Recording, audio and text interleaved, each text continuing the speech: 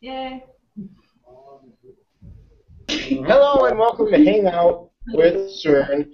We have a very special edition on Beamline for Schools. My name is Steve Goldfarb, and I have with me today the new project coordinator. So I have Marcus Yost, who's here in the universe, and who's going to tell us about Beamline for Schools 2, Return of the Beam, I'd like to call it.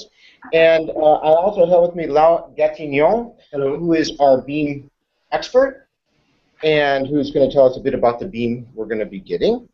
And we also have across the way over at the Beamline in a place called the T9 test area, Cenk Yildiz will be our run coordinator. Hello, Cenk. Hey.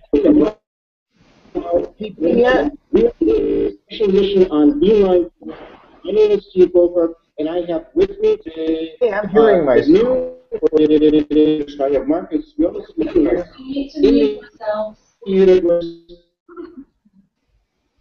You have them muted? Okay. Okay. So that's us over here at CERN, but also with us we have Sophie, who's going to be helping us out as our social media or our media socialite, one or the other. She's going to be helping us out on social media.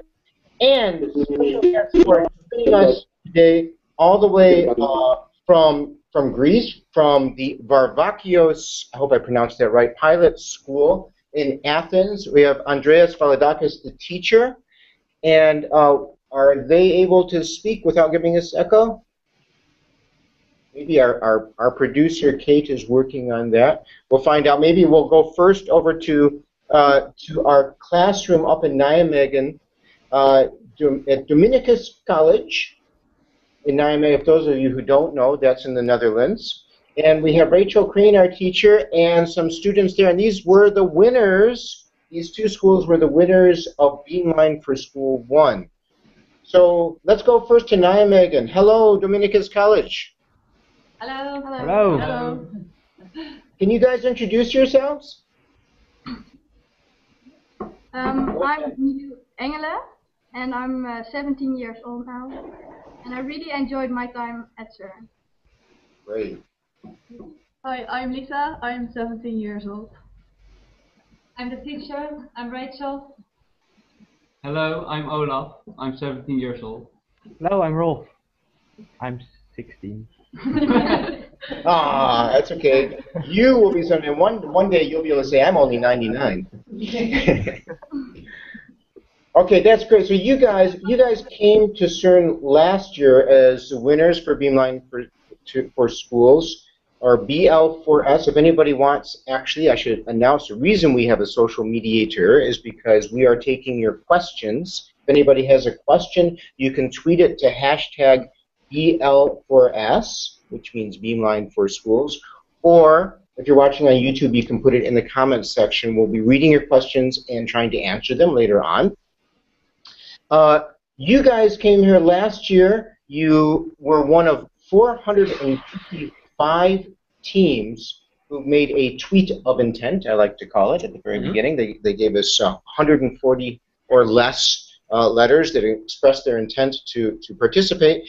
There were 292 project proposals, and I was one of those physicists who enjoyed reading many of those, dozens of those proposals. They were all amazing, very interesting. The projects that won, so from Nijmegen, you guys made a calorimeter from self-grown crystals. Is that correct? Yes. Yeah, that's correct. How did you do that?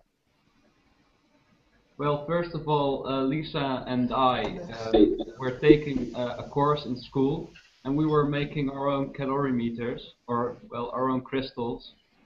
And after that, we decided we wanted to do something with it. And so you put that up in your proposal.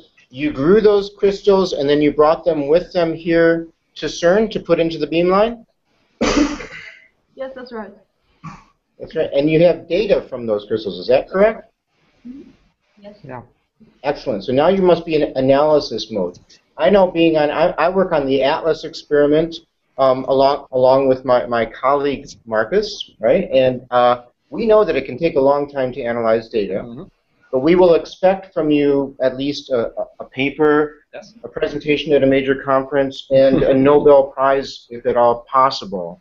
So if you guys can get to work on that, I think it would be greatly appreciated. Our field appreciates Nobel Prizes, but any effort.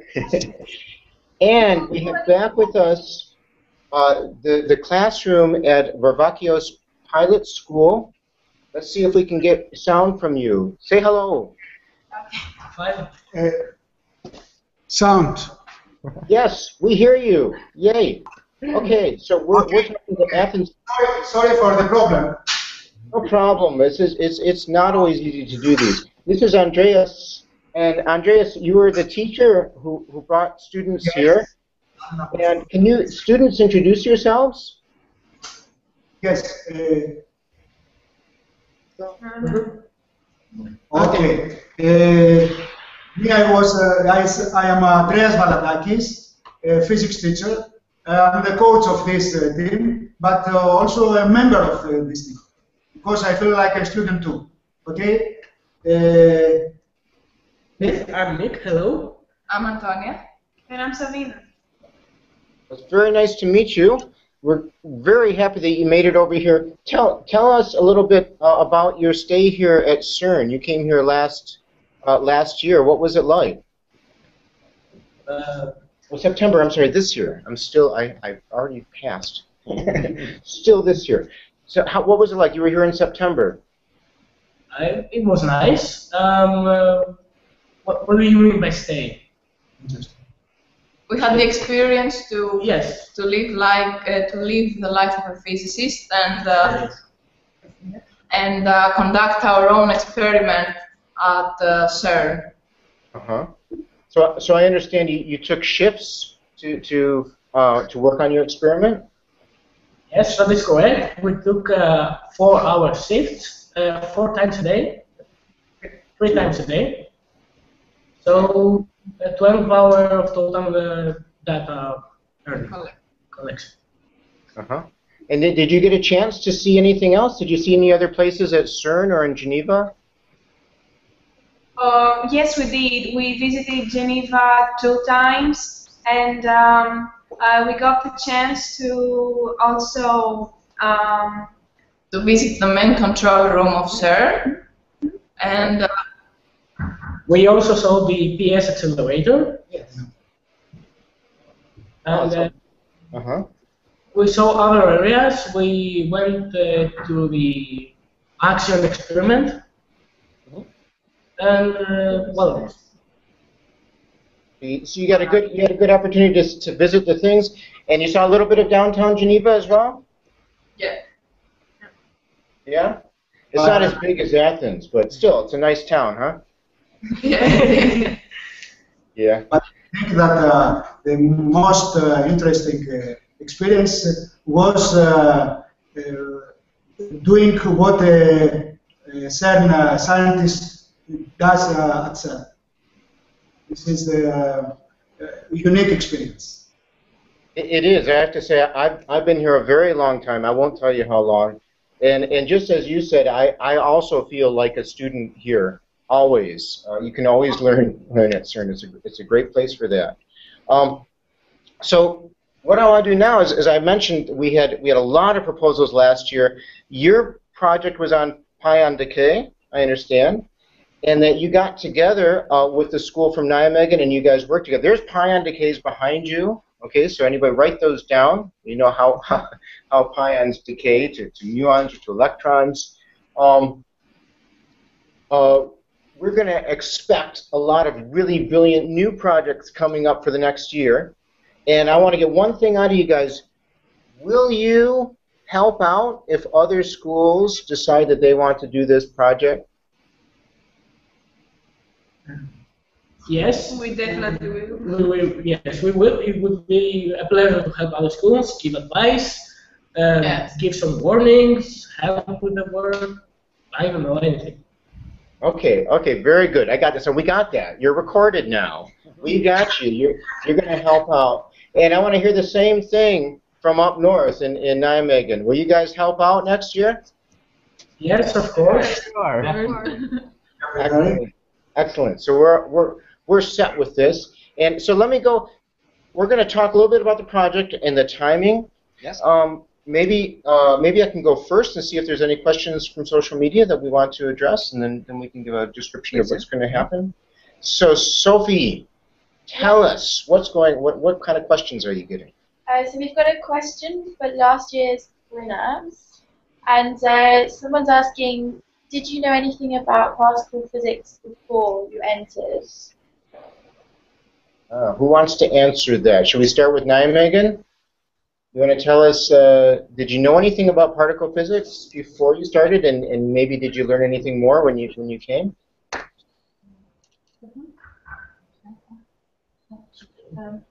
I translate the question. One moment, please. Of jullie iets wisten van deeltjeswetenschap dat je...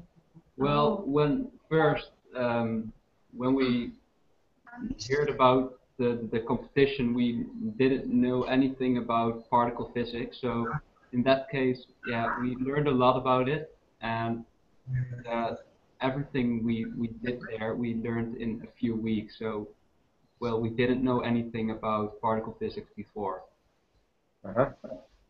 So now you feel that you've been through it. Are you experts? Are you ready to come here and help us out? Well, real expert, I don't want to say real experts, but I know more than normal students here, I think. Okay, let me at least ask you this. Do you think you'd like to study particle physics in the future? Don't feel pressure. There's no pressure here. You don't have to. I've been planning to study physics for a long time, so I will study physics, and I think particle physics is a beautiful thing to study. Very interesting. Excellent. Well, we'll be glad to have you. We're going to need your help. How about Athens? Can you also respond to the question? Did you know about particle physics before you got into this project? You have a great teacher. I'm sure you knew something, but how much did you know, and how much did you learn? Well, we first joined an after-school club which concerned physics. So pretty much none of us knew all of what we know now. So we were just interested in physics. And by the end of the year, we were definitely more aware of particle physics, and we know much more now. Very good. And do you think you might want to study it in the future? Yes. Yeah. Yes. Again, see, I'm not twisting their arms. I'm a long way away in Geneva. Excellent. We're glad to hear it. Okay, very good. So why don't we go on and let me ask Marcus, who's going to be our project coordinator, what kind of plans do we have for the coming years? Is it going to be something special in 2015? Will anything change, or? Well, the Beamline for schools in 2014 has already been very successful, and also, as we have heard, a lot of funds for all the teams that participated. Therefore, we are trying to build on this success. And what we are going to do different this year is that we have even more detectors that the teams can use to build their experiment. Mm-hmm. We have special pixel detectors which can be used for seeing the particles with very high spatial resolution. Okay. We have extra tracking detectors, so this will enable the teams to propose experiments that were not possible in this year. Mm-hmm. Information about this detector can be found on our website in the supporting document. Okay. There is a file that describes what these detectors do and how they can be used. Okay, so we'll be sending that. Okay, we gotta quickly run over to social media because there's something urgent coming on. We have a question. So we have a question from Mario, and he's asking which type of beam splitters can we use? And do you have proton, ion, and electrons? Oh, let's go to Lal there. For me, I guess to have a beam expert here.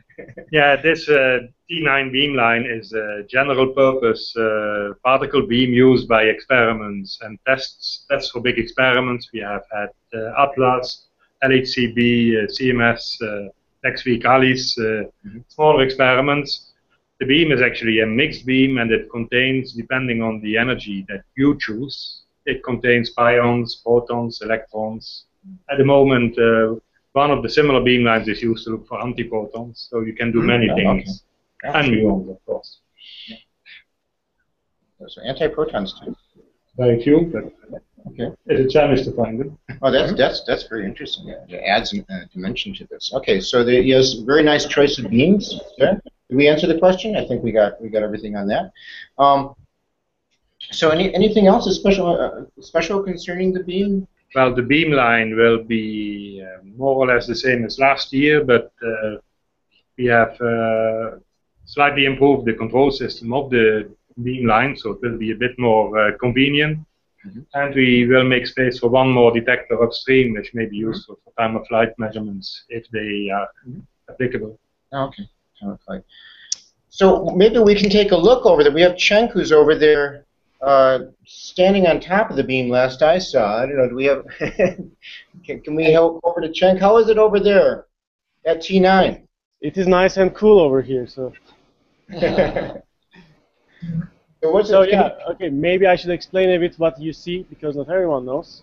So in my left side, what you see is the beamline that the experiments are being carried. So the beam is coming from that direction and going inside like this. And in fact, you can already see there are some detectors installed, some groups are testing their detectors in the beamline. And of course, when we are testing detectors, we don't go in the beamline because there are high energy particles and ionizing radiation. We don't want to be there. So where we sit is the control room, which you see on this side. So in the control room, we can drive our beam and set up our detectors and take our data. And whenever we need to do something physically, we will stop the beam and go inside. So this is a real beam facility that's used by the major detectors. You pretty much describe almost all the LHC. This one is actually for a future accelerator, which may or may not be built. It's for CLIC or for the IOC. Ah, okay. Yeah, testing a very complicated calorimeter. Oh, so that it's a testing facility. That maybe I just fill people in. ILC or CLIC, this means a linear collider. You might be familiar with the Large Hadron Collider, which is a big circle colliding protons. Now that we've found the Higgs boson, one possibility is to build a linear electron-positron collider, which can produce gazillions, let's say, lots of Higgs bosons, or other particles, depending on the other things that we're going to discover. And so it's very interesting to do electron-positron physics. The only reason it's questionable, that it's not completely sure, is because there are other people who are interested possibly in doing that project. But what's interesting to know is that the ILC project has been around for a long time. The concept. So we're always getting ready for the next big thing. So this is for the future. So Cenk, I see a light flashing behind you. Do I have to be concerned? Are you safe there? Well, I am safe here. If I was in there, I would not be perfectly safe, but here there's no problem. I mean, you see this huge wall, in fact, just behind me, and the walls, which is made of concrete and iron on the behind, this is all to stop any residual, any radiation that tries to go out. So outside of the zone, everyone is perfectly safe. And in fact, to check this, anyone who comes will have a dosimeter, which is a radiation detector, and then you will be able to measure it and see how much radiation you have been exposed to. And you will see it is to be practically nothing in that.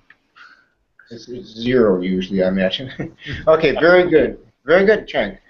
So let me just make sure everybody knows this. You've got to have these dates written down in your calendars. We expect all the students. And by the way, if you're listening now, please tell your friends to come look at the recording and tell them about this. We're going to put up the URL of the website to get information. But just write this down now in your calendars. The tweet of intent, so just a tweet to us, I guess using hashtag BL4S, is that right?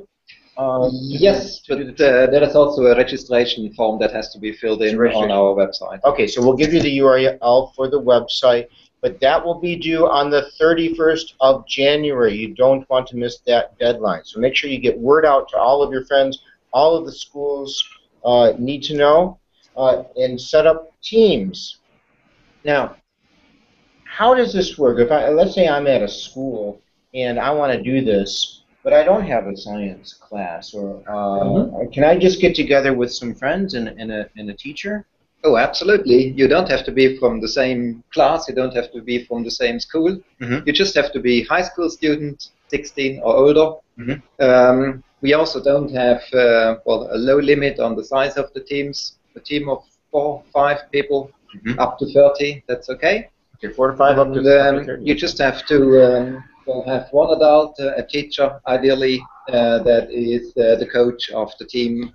And it's then also that coach that registers the team with our website. Okay, okay, so any group can get together and do this.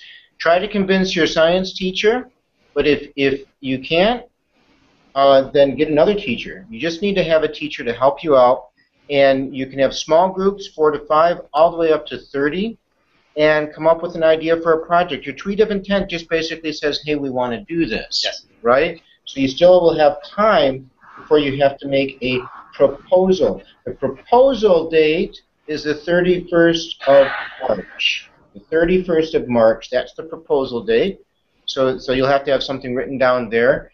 And your proposal is, as our producer Kate Carla is telling me, is up to 1,000 words, and it's a 1-minute video. Now, is that optional, the video, or must they do it? No, they must do a video summarizing the proposal in a creative and entertaining manner. And we will judge your proposals. These are, you see the winners here. They went through this process. They were judged on their motivation, their creativity, the feasibility of the proposal. Can we do what they're proposing? And their demonstration of the ability to follow. And that's when, can you lift that up there? Right, cheat sheet, sorry. Yeah. To follow the scientific method, of course. The scientific method is essential. That's something that we always try to get across. And I have to say that you know, in seeing the proposals and being one of these lucky people who got to look through them, they were incredible. And just by making a proposal, it was a huge success last year. Yeah. All of the people got together, made teams, thought up projects. That was already fantastic. Okay, just to have gone through that process. So you're a winner no matter what, even if you don't get selected to come here. Sophie, is there anybody knocking on the social media door who wants to ask a question? Yeah, so we've got Sparsh on Twitter. He's asking, firstly, why is the age 16 important and why not 14? And the second question is, can anyone use any of the resources? Okay. Well, the age limit is simply a legal limit that we have to impose for people coming to CERN. But there is no age limit for the members of the team that make the proposal. We just, in the event of well, your proposal being the winning one, cannot invite people to come to CERN, which at the moment of the experiment are below the age of 16.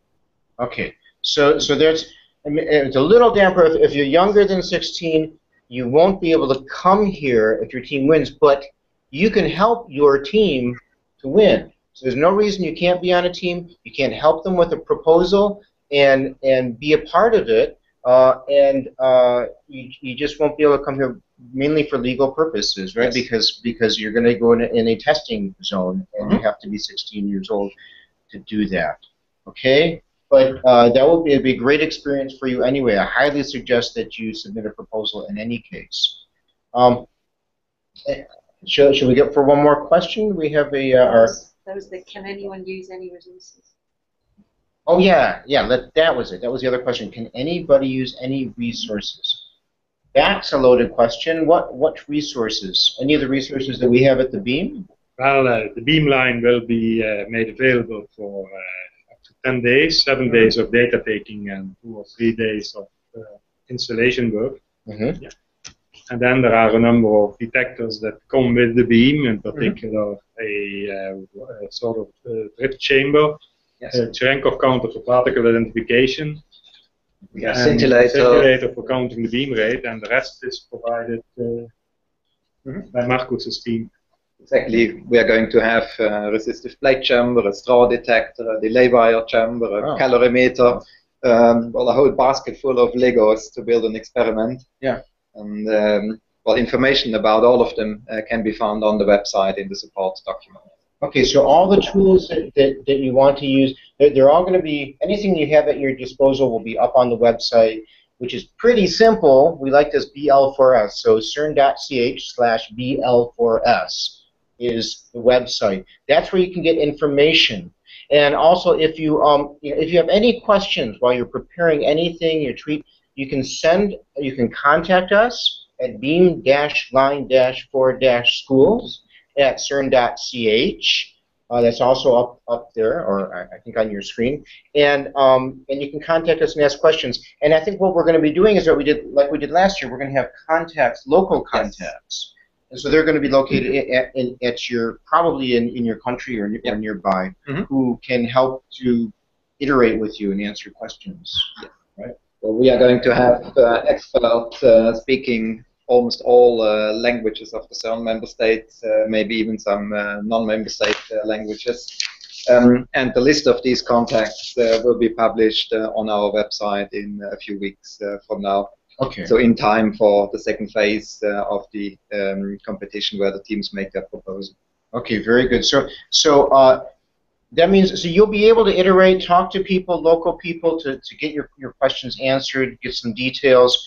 When you tweet, when you send a proposal, we're going to ask that you do what we all have to do. I'm lucky coming from the U.S., but you have to do it in English. We do this. We all do this. It's a very large international collaboration here at CERN. We have people from everywhere in the world here, and we communicate in English. So we have to ask you to do that, but you'll be able to communicate with, and meet others from all over the globe. It's a fantastic experience. Also, I should note that if you have questions, you can also, before you send the email, you can check a FAQ file, a frequently asked questions file, which is going to grow. So as people ask questions and we get them answered, they will be up there. So you might find the answer to your question on that file, and that will be on the website. Anybody have anything they'd like to add for the project? From the beam side is good. The detector side is good. Chen, how's everything? Everything there? Are you ready for the students to come? Definitely. Are you going to be there from now until next September? I'm based here. Yeah, this is my position. People feed me once in a while. That's it. Okay, we'll feed them once in a while. Chen is waiting for you to come, so we're going to be very excited to welcome you. And I think that's all we have to say. I want to thank everyone for joining us. Please pass on the word. Send people to this. They can watch the recording of this Hangout on the YouTube channel, or you can just fill them in and send them to the website, and you can start thinking of your projects now.